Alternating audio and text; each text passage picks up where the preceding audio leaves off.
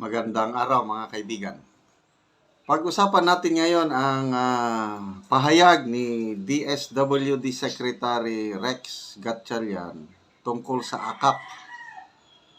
Defensive sila ngayon dahil yung insertion ng AKAP doon sa 2025 budget, ang daming bumabatikos. Kaya defense. Ito ang defense ng DSWD Secretary.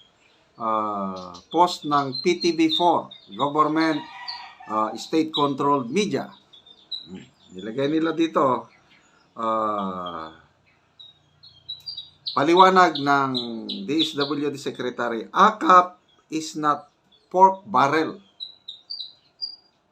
Since any good Samaritan can refer potential beneficiaries to the DSWD. And the barangay has nothing to do with AKAP based on our existing guidelines. The original intention of the AKAP program is to protect the minimum wage earners and near poor Filipinos from the effects of inflation that erode their buying power. Okay, so hindi daw pork barrel. Kasi ito yung batikos ng iba na balik na daw ang pork barrel. Ito na, mga insertions, ito na rin AKAP. Depensa ni Speaker Romualdez, kailangan daw talaga ng ayuda. Itong AKAP, kailangan daw because ayuda is justice. So, kagaya ni Speaker Romualdez, yung paliwanag niya na ayuda is justice, itong paliwanag na ito ni Secretary Gatchalian ay pinagtatawanan ng mga netizens. Dapat itong PTV o itong gobyerno mag-monitor din sana sila sa comment section o sa people who reacted para may idea sila kung pinapaniwalaan pa ba sila ng netizens o taong bayan. O ito, 2 hours ago, pinost ng PTV4. Ang intensyon nila ito para maliwanagan ang taong bayan. Para wag na silang magreklamo tungkol sa AKAP. Wala daw pakialam ang mga barangay officials. DSWD lang. So, naniniwala ba ang taong bayan sa pahayag ng DSWD Secretary? Tingnan natin people who reacted. 4,900 ang nag-react. Okay. Ang tumawa is 4,600. Ibig sabihin, hindi naniniwala pag pinagtatawanan. Ang nagalit is 71. Ang nasyak is 8. Ang umiiyak is 6. Ilan lang ang nag-like? 153 lang. Ilan ang ng puso? 14. So itong like and puso, 167 lang ang naniwala sa kanila. So anong ibig sabihin nito? Wala na. Itong mga statement nilang ito is hangin. Baliwala sa taong bayan. So, sana naman pakinggan nyo ang taong bayan. Makiramdam kayo. Okay, magbasa tayo sa mga comments, Okay, si LB Merca, sabi niya, huwag kami. Ibig sabihin, huwag nyo kaming lokohin. Okay. Eric Mansueto Calo, I don't agree with you, sir, that the barangay nor the LGU has nothing to do with AKAP. Sila yung nag-identify ng mga beneficiaries. Your office role is to see to it that the requirements are there. Ito ang totoo. DSWD, tingnan lang kung kumpleto ang papeles. Kaya lang, ang taga-identify, barangay yan. Pang-eleksyon ito bakit hindi dadaan sa barangay? Di useless yung political agenda nila pag hindi dadaan sa barangay. Mayroong post ni Cresset Laurita Chu. May nagsumbong sa kanya 3 different people. Yung nabigyan ng akap, may kaya sa buhay. With picture ito ipinost ni Cresset. Ang ngipin ng beneficiary is naka-brace. Mahal kaya ako nga, wala akong brace ang ngipin ko Mahal. Tapos may iPhone. Tapos nakakabiyahe sa labas sa South Korea. Then may nag-comment doon nga totoo yung sinasabi mo, Cresset, sabi ng mga comments. Dito sa aming barangay, kitang-kita kikilala ko, yung binigyan ng akap, may 2 sakyanan si RB.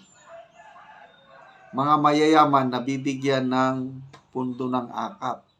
So, yun po ang katotohanan. Kaya, huwag nyo na pong lukuhin ang taong bayan kasi age of social media na ngayon. Ulitin natin. Tingnan natin yan. 4,900 comments. People who reacted. 4,700 ang tumatawa sa inyo. So, gising po, mga opisyalis sa ating gobyerno. Huwag nyo namang insultuhin ang katalinuhan ng mga Pilipino. Okay, speaking of ayuda, itong ating channel, charity channel ito, yung income natin, tinutulong natin sa mga pobreng Talaandig tribe sa Bukidnon. Nagpapatayo tayo ng mga pabahay. Kasi halos wala silang bahay or sira-sirang bahay. Nagbibigay tayo ng pananim, hayop, mga ganon, animal dispersal. Ito ang tunay na ayuda. Ito ang ayuda with justice. Wala tayong pundo. Ano lang ito? Salamat sa inyong panonood. Indirectly, nakakatulong kayo, nakakapagbigay kayo ng tunay na ayuda sa nangangailangan. So, nagpasurvey ako kahapon, yung mga Talaandig na tribo na sira-sira ang bahay, sila ang bibigyan ulit natin ng yero, 10 yero at sa kapako, mag-gather na sila ng kahoy doon, makapagpatayo na ng sariling bahay. Salamat sa ating pagtutulungan. Panoorin nyo ang video na ito. Sige. Muna ning kaduha nga balay dinhi sa Tower House sa mga DR nga nagbalay dire. Awat taya na gid kayo ang ilangero, so kinanglan sila nga mag atop sa ilang balay nga moampo sila sa Ginoo nga dunay panalangin nga moabot para nga makaatop sila og utro. Sige mo tan-aw ta sa sulod ayo. Muna ninyong balay? Muna ninyong balay? Muna. Ay, lagi ba? Tabang lagi. Muna ning inyong balay nga nagatulo? Muna. Ay. Sa kuan ninyo busdot na lagi Kaudan na nga po sa lupin lagi. Di ko na lang silupin. Ipang tapataka na ang patak. Lagi ba? Lagi. Nasa dire, muna yung kusina. Una. Muna ni siya. Ogi kuanan yapon og silupin. Para lang gyud nga kung naay ulan, dabi kining silupin nga inyong gibutang diri, buslot naman pod. Buslot Na. Ay, mura na mga bituon nga daghan nga makita. Muna ni ba? Kailangan na yun nga ilisdan. Kailangan na gyud nga ilistan. Lagi ba? Guba na ganing inyong abuhan pod. Tanawa. Kanang pilaman mo nga gapuyo sa inyong balay? Upat. Upat. Duha inyong anak. Mm.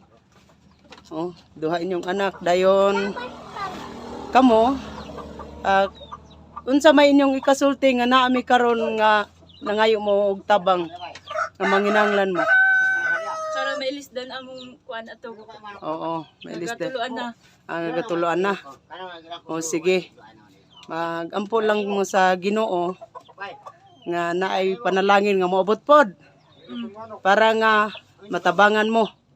Oh, sige. Mag-ampo mi para matabangan gyud mi nga Yung kan mo, minister niya ilisdan ang ang among ato. ato. Oo. Natuluan na ako. Sige, sige.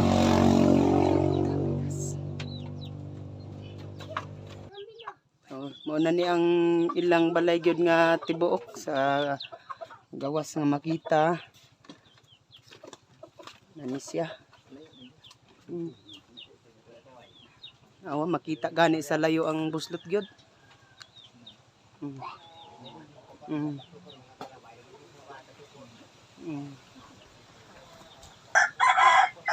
Nang ilang balay nga makita gyud oh.